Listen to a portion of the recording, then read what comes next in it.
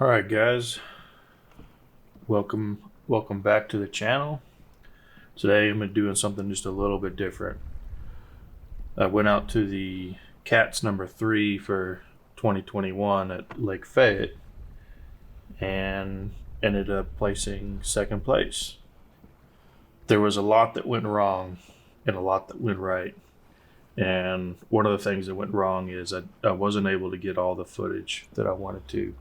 I ran into a lot of problems with my GoPros, my electronics, and it all just kind of tallied up on me. And so I tried to focus on the fishing, and I put the recording dead last. So I will show some footage here in the background. The audio for the footage really sucks because of the wind, and the microphone got some water in it. It was crackling and popping. There wasn't a whole lot I could do to recover anything, so I kind of just got what I got. In turn, I'm gonna give you guys a nice commentary of how the day went out and kind of explain what I did, where I went, and how it worked. Been going to Fayette for a while, doing a lot of practice and making a lot of progress on finding patterns and really dialing in some very specific locations that ended up paying off big time. But to start off the day, I got there real early, 5:10, got set up, everything, and I was expecting less kayakers due to the weather, but everyone showed up. Nobody was timid from the weather. We all launched and we started heading out to our spots. It's dark. I wanted to get some GoPro footage of the pedal out, where all the kayaks are lit up. My Action Hat GoPro wasn't responding to voice commands. This was my first real big problem here. I'd done an update on it, and I guess the voice commands settings had got reset. I struggled with getting it to record while pedaling, and eventually just kind of gave up and used the manual button to record. Then my front GoPro, the rear-facing one, was reporting an SD card error, so I couldn't even get it to record at all. Got about halfway to my spot, and with the wind as heavy as it was, I was cold at the boat launch, but pedaling full force going 5 miles an hour works up a sweat, so I had to stop and take a layer off, put it in my front storage hatch for dry storage in case I needed it later. I didn't want it in the back where it'd get wet. Then started pedaling again, and I didn't get far, maybe 10 yards, and then my chart plotter shuts off. The depth finder powers down. I love my FPV system. Got some smart batteries. One of the features is if there's a wet short, it'll shut down and protect the batteries. The pins on my power connector to the depth finder were wet from moisture. I tried to dry them at the boat launch, and I did have some issues at boat launch, but eventually it powered on. Just got out on the water and it powered off. So accessing my battery compartment isn't the easiest thing. I weigh 250 pounds, 6'1", so I'm very top heavy. Moving up to that section of the kayak is iffy at best, especially I got bad knees, so not something I look forward to do, especially with such wind and waves. Struggled with that for a while. Finally got it working and powered on. That was vital to moving on the lake in the dark. It was pitch black, heavy overcast. There was no light from the moon or any type of sky light source at all. So without the GPS map, I have no idea where I was and how to get where I wanted to go. So the problems are starting to tally up on me, and I haven't even had my first cast yet. I finally get to the first spot. Is a house foundation in about 8 foot of water. I found this place using my Mega 360, and it's been one of my go-to spots on Lake Fayette. It always pays off. I don't ever really catch huge fish there, but I do catch a lot. And today was no exception. The Mega 360 was absolutely vital for me getting to my spot, finding it, and staying on it. It was extremely difficult with the winds to stay in one spot and know where to cast. There's no way I would have performed the way I did offshore without the Mega 360. I did start catching a few fish. I caught 3 and was able to submit them. The CPR process, catch, photo, release, was extremely difficult in the winds. The wind would blow the fishing line wrap it around my pedal drive, wrap it around my camera on my action hat, and get in my way on my face and get in the way of the camera, even though I was throwing the bait off to the side. Very difficult. When I have my measuring board down, I can't pedal. I'm subject to drifting 50 yards or more in a matter of less than a minute. There was a preparation process where I would get the fish in the net, I would pedal upwind of my spot and get my cell phone ready with the camera open, then stop pedaling, get the fish out of the net, unhook it, put the net out of the way, put the board down, put the fish down, get the photo, and do a release. And by then I was drifted, 50 yards downwind from, my fishing spot. So I'd have to pedal back up to get where I was going. Extremely difficult with the winds, especially out in the open water. Most of the competitors were in shallower waters, protected shores. So I don't think they really had to deal with a lot of the problems that I did. There was also lots of water spray and mist from waves crashing and white capping. And one of the problems with my phone is the water droplets would act as a touch. So regularly while I was trying to take photos, it would register a zoom in or out action, and just so many problems with my phone. My normal routine for fishing and recording usually involves casting, setting the hook, catching the fish, netting it, measuring it, taking its picture, getting a selfie, weighing it and releasing it, and then saving my footage. But at the tournament, I broke my routine in which after releasing the fish, instead of saving my footage, I was submitting my catch to the tournament app. So this break in routine ended up distracting me because the submission process on the app on my phone probably taken a lot longer than it should have, just because how old my phone is. After submitting a fish, I wasn't remembering to save the GoPro footage. That's why I don't have a whole lot of footage for this episode, and most of it's from my first spot. Getting to my first spot, as I said, was a house foundation in about 8 to 10 foot of water. It seemed like a lot of the fish were pulled tight to this house foundation. My assumption is that they were seeking refuge from the topwater disturbance from all the heavy wind and white caps. A lot of them were really pulled tight to the walls, and I could see them in the 360 imaging. Occasionally in the shadows you would see bright returns that were clearly disconnected from anything else. So it was pretty obvious they were fish, especially how they would move around and how they were shaped. Occasionally they would cast shadows themselves in the distance. I'd been trying a lot of my power fishing baits, chatterbait, lipless crankbait, and a few others, and I really wanted to get any bites. I think I'd gotten one bite on a chatterbait, and I decided to change colors on the chatterbait because I was tied on with a red chatterbait with a crawl trailer, but in practice I was using black and blue with a swim bait trailer. But I had caught some fish and I was getting some bites on the crawfish chatterbait, so instead of retying that rod, I was going to use my crankbait rod, which currently had a spinnerbait tied to it. But since there was already a spinnerbait, I hadn't thrown it, I decided to go ahead and throw it. And on the first cast, I had a bite with a fish that got off. It was kind of small. I didn't really set the hook, but I did see it. I don't think it was a keeper, but it was a bite, and it was a bite on the fall from the cast. So it seemed spinnerbait might actually be paying off. So I started to throw it for a while, and I actually caught a really decent fish on it, and actually had it up to the boat and was going in the net process, and it spit the spinnerbait in a mid jump, and I had barely managed to net it. I really wish I had gotten this on footage because it was the save of a lifetime. It was a decent fish. It actually was one of the ones on my final score.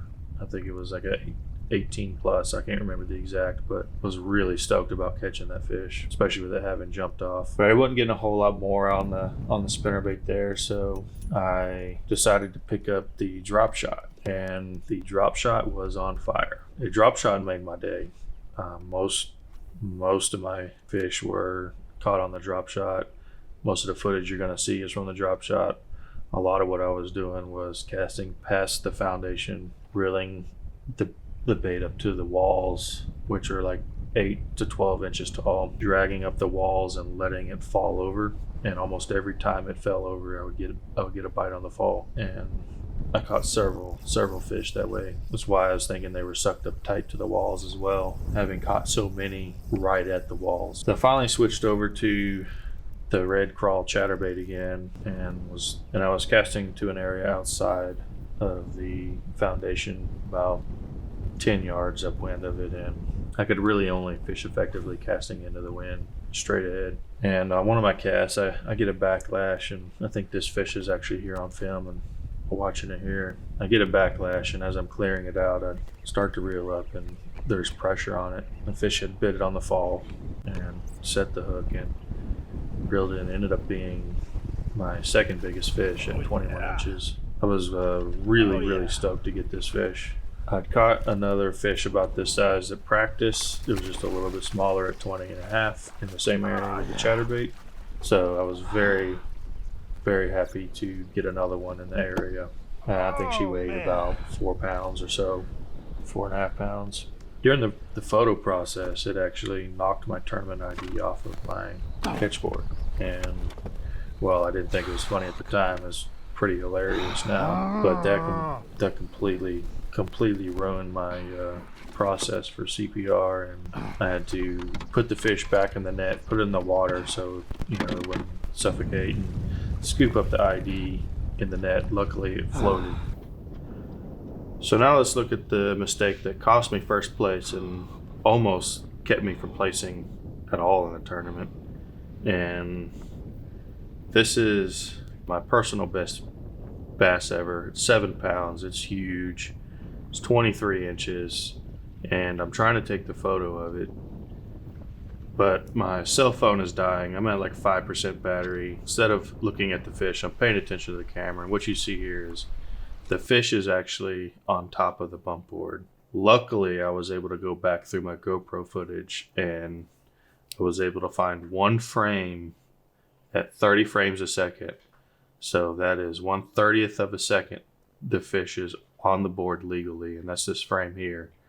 The frame before it, which you just saw, he was on top of the bump board, and as we get to the end of the frame and it moves away, he has jumped off the board completely. So this GoPro footage completely saved this fish to be able to even submit. It only comes up as 21 and a half because he's arching up in the middle of a jump. I was able to submit him, get second place. The GoPro saved the tournament for me. It was a rookie mistake, it's something you learn, and I'll never do again. And I was actually quite fortunate to even be able to use the GoPro footage. I almost didn't save any of this. That's why there's no hook set or catch on this. Once again, I was too busy trying to mess with the submitting the fish and the battery almost being dead, being really frustrated. You'll hear some of my frustration in the recording of the head. It just blows my mind that how close I was as to not being able to use this fish. This was actually caught on my second fishing point. I had moved out here when I noticed that there wasn't anybody out fishing deep, and the first spot was kind of getting slow. I wasn't getting any more bites, and I'd gone through a couple of GoPro batteries. That's kind of how I measure my day, is how many batteries I've gone through. And so I moved out there. I caught him on a LV500 lipless crankbait, just hopping off the bottom, real finesse-like, long pauses in between. Thought I had some weeds snagged, but I set the hook anyway. Glad I did. Bottom up to the surface, realized how big it was, and it was one of those heart-dropping moments, and got him into the boat. I was real happy. But during the submission process, you could actually hear right here how frustrating I am with my phone. Will you fucking cooperate? It's just the phone's not responding. The battery is almost dead. Was livid, absolutely livid with how things were going out. I spent 5 minutes trying to get these treble hooks out of my net, and every time I'd get one, the next one would hook up, and I finally do, and I realized that I didn't save the footage, so that's when I saved it and was barely able to get the minimal amount of footage that I needed to GoPro, stop submit recording. that fish. So by this point, my phone was pretty much dead, 2-3%. I had managed to talk to a friend of mine, Dave, who was running late for the tournament, and had him grab a charging cable for me. I'd left mine in the truck, and I was doing everything I can to avoid having to go all the way back to the ramp. And if I could get him to meet me, you know, out in, somewhere on the lake, it would save me quite a bit of trouble. And he managed to find one and had launched, and I decided to head back to the ramp just in case he had the wrong cable and I needed to go to my truck anyway. It would save me some time. So I met him at the no wake zone and got the cable and disconnected my front GoPro from its power pack so I could use the power pack to charge my phone, charge it up. It has a fast charge system, so in no time I was up to like 50%. Checked on the Tourney X app and realized my fish had been disqualified. I looked at all the photos and they were all bad, and my heart sunk. Really destroyed my confidence at that point of the day. I didn't even think about the GoPro at the time. Went ahead and went fishing and managed to catch 2 more. One of them was a decent one on drop shot, and the other was too small to keep. Didn't bother with it. So I decided to head in early, went in, and that's when I thought about the GoPro and was able to get that frame out. Really lucked out. After catching the 7-pounder, my day was pretty uneventful, other than at shore being able to get the GoPro footage to work out in my favor. Shout out to the tournament director for working with me on that and let me use his laptop. And a big shout out to Dave. You really saved me a lot of time and trouble and a lot of heartache having to go all the way back to the truck. So thanks, Dave. Thanks, Caden. My phone's almost dead. And I'll leave you guys with a couple of catches from the day. 20 in like 2 hours somehow. Call it an episode. Thanks for watching. I appreciate your support. Yeah. And I'll see you on the next one. It stayed open.